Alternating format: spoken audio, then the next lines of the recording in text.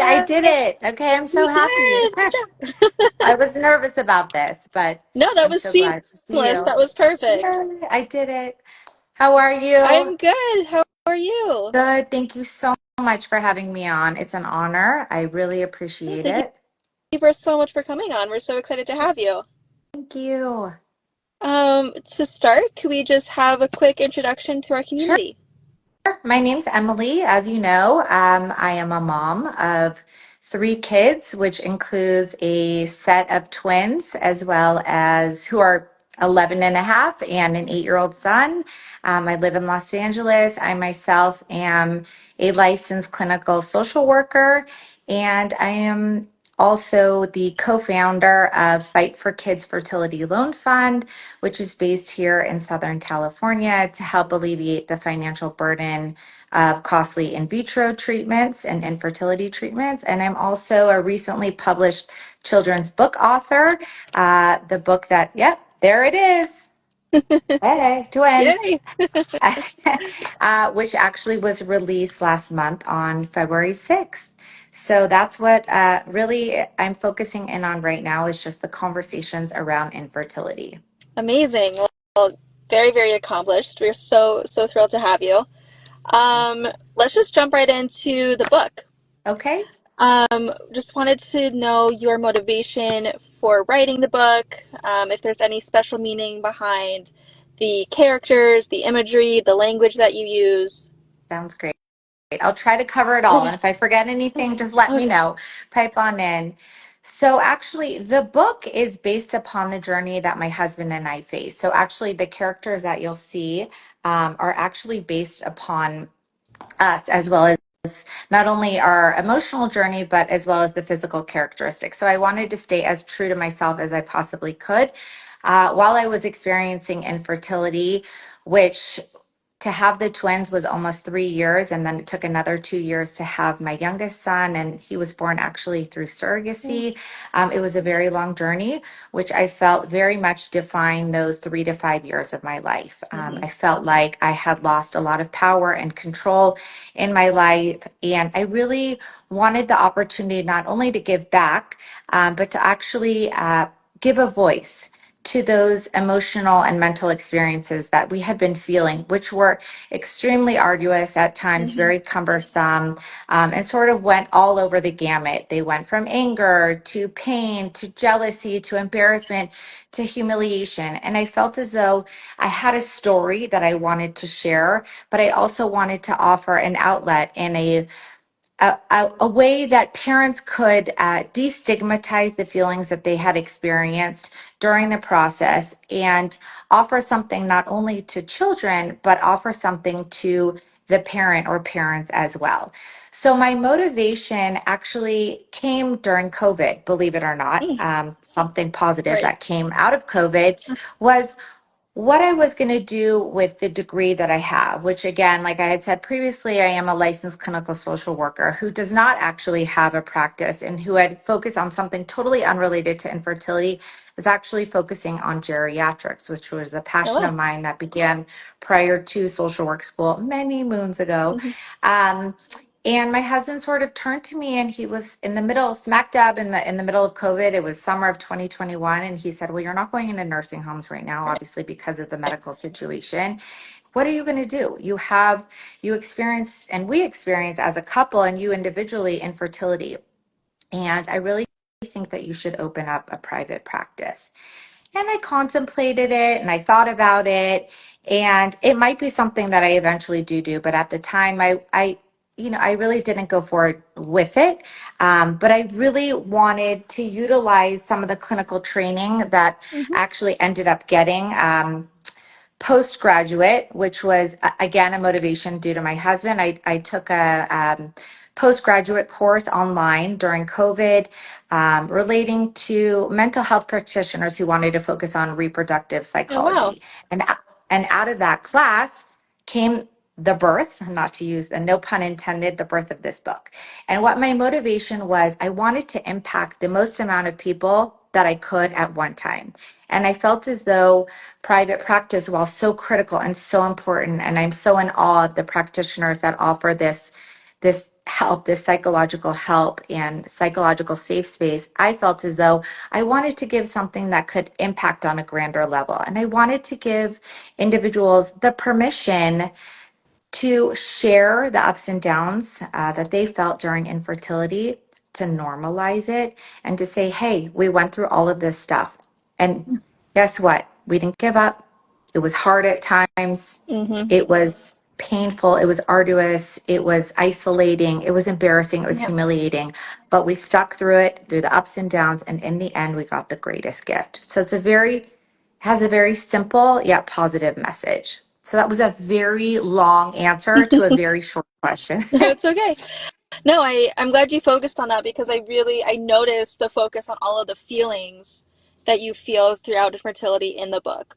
All of the different mentions of different feelings. Yes. And it can feel like you can have every single one of those emotions throughout the course of a day. You know? 100%. And I think many of us who experience infertility or who are experiencing or know someone Yeah. who's going through it definitely experience that on a daily basis. And it may be back and forth. It may be one positive day, you may have a smooth day, and then it can Yep. go into a negative territory very easily. So it's a mixed bag of It emotions. can. There's, like yesterday could have been a trigger for so many people with Purim. And seeing, families in costumes as cute as they are, like it can still, be kind of like a minefield on social media with all of that imagery over there. I'm glad you recognize that, because even as someone who now has, two kids going into middle school and one who will be in third grade in the fall, I still get triggered. Yeah. And I don't think it's a situation or an experience in life that once you've conquered it and had Mm-hmm. your children, I don't think it dissipates.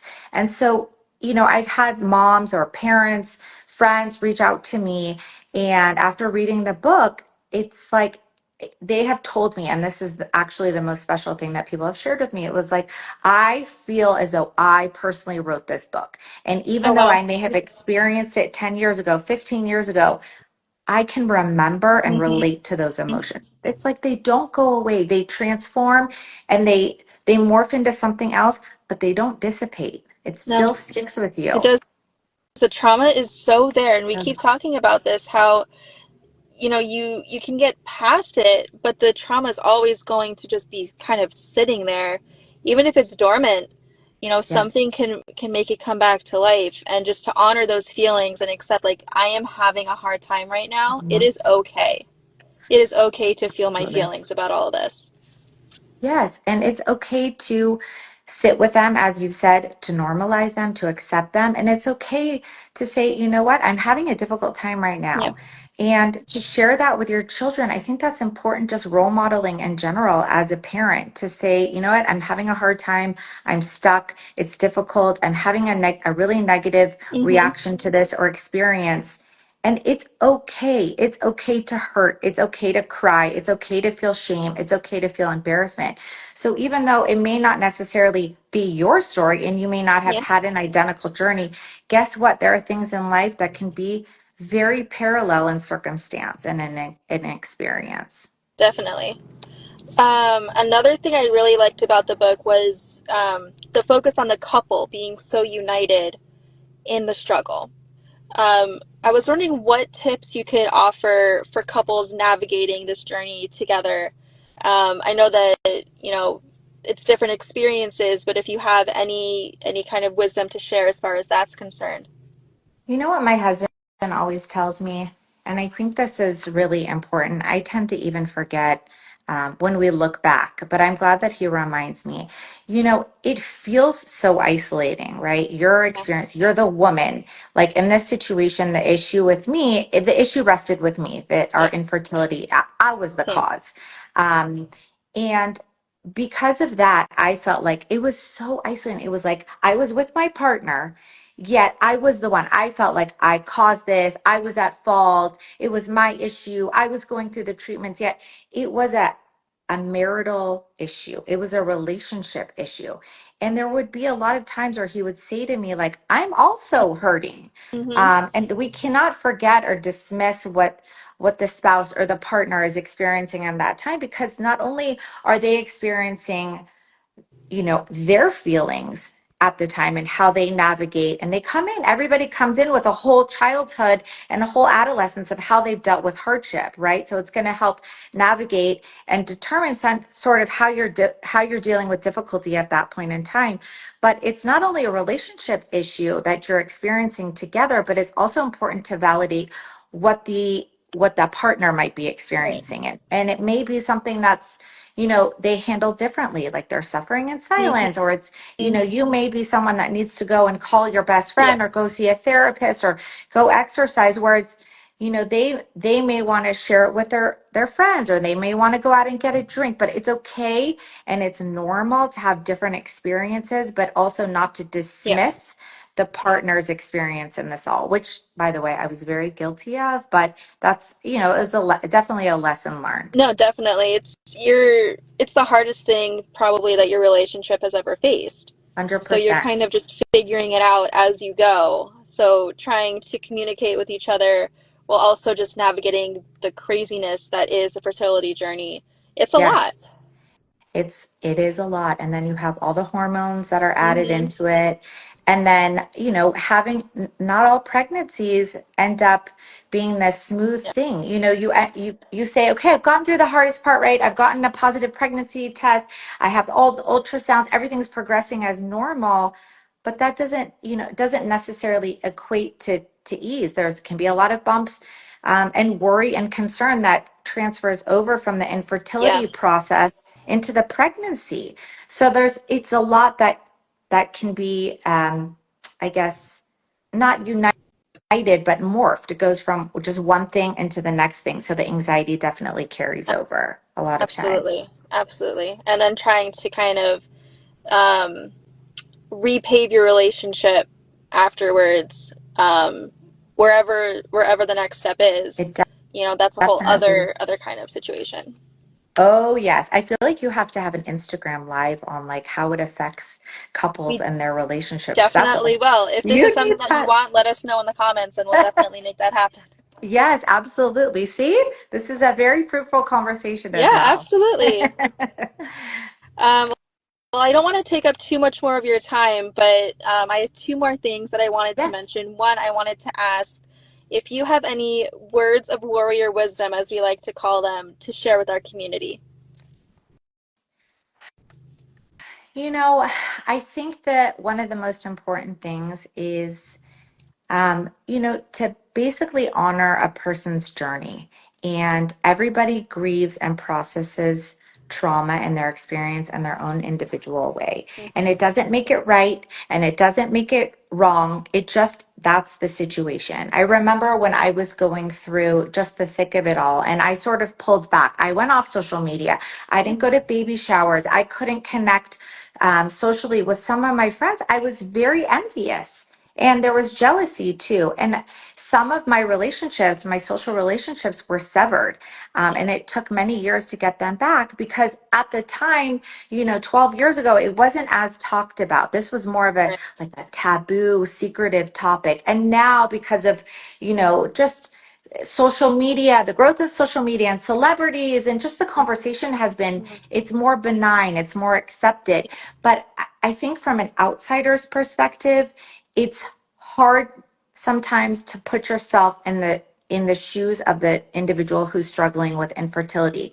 And just to give us grace and to give us space is one of the most wonderful things that you can offer us, because it's definitely not something that's done on a personal level. It's not like we select like, okay, today I'm going to decide not to be friends with, so and so and so and so. It's just in a situation where you feel as though the world is kind of collapsing Yeah. on you. This is the way that you sort of are able to kind of hold up the boundaries and you're able to stabilize the fort. So any sort of grace and understanding, because sometimes people are not that forthcoming and don't want to share Yeah. what they're going through. Yeah, and that's okay too. Thank you. Yeah. The last thing that I wanted to mention was for everybody watching, we are hosting a giveaway of Emily's book. So if Yay. you would like to enter to win a copy or this copy of the book, please Swipe when we post this Instagram live. There will be a place to swipe. That's all you have to do to enter, and a winner will be chosen, and we'll send this book out to you. So we just want to thank Emily so much for writing this beautiful book and Thank for you. joining us today. Thank you so, so much for taking the time. My pleasure. Thank you so much for having me. I really sincerely Thank appreciate it. you. Thank you. Bye. Bye.